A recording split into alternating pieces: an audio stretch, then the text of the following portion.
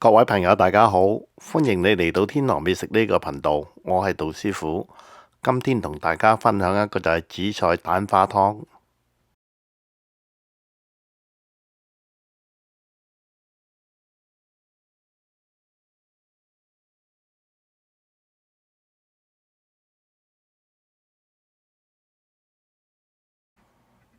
材料有紫菜20克、豬肉碎100克、雞蛋1個、蝦皮6克、雞湯1罐、鹽、油、胡椒粉、花菇粒各適量。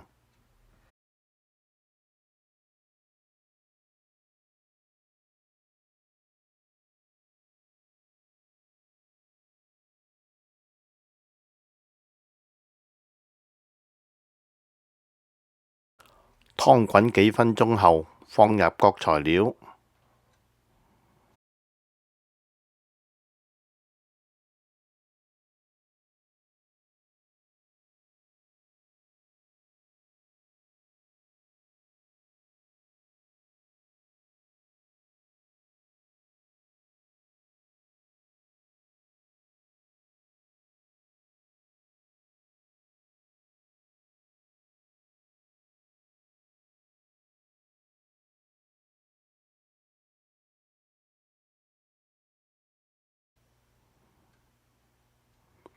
放紫菜翻滾即可，然後放雞蛋液，關火可享用。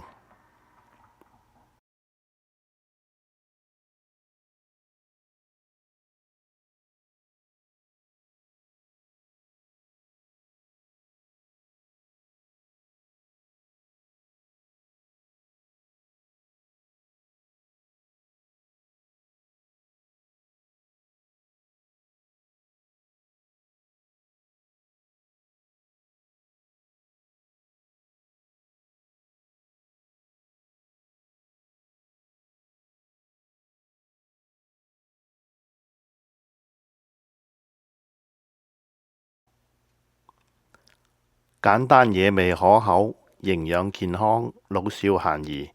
謝謝你嘅分享，下期節目見，拜拜。